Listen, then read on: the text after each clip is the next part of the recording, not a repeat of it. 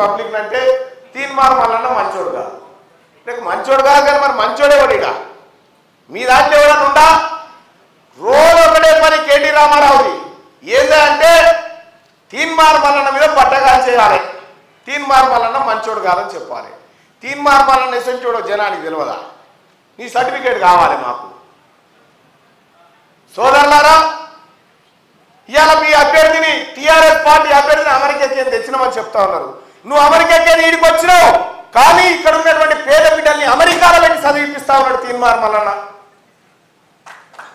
ఇది కదా ఇలా దేశవ్యాప్తంగా అనేకమైనటువంటి పిల్లల్ని చదివిపిస్తా ఉన్నాం తోచిన కాడికి తోచిన జాగలలో.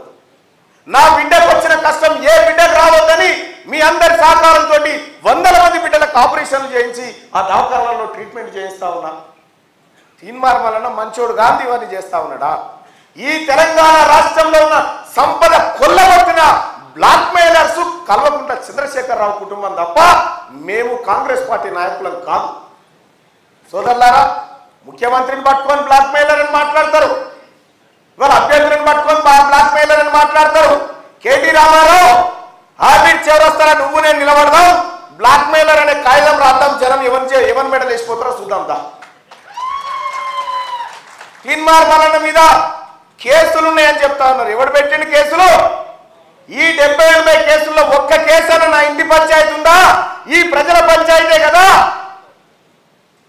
సోదరి మల్లారా, తీన్మార్ మల్లన్న ఎటువంటి వాడు? నా సోదరి అక్కడ వంగూరి ఈశ్వర్ గారు కూర్చున్నారు.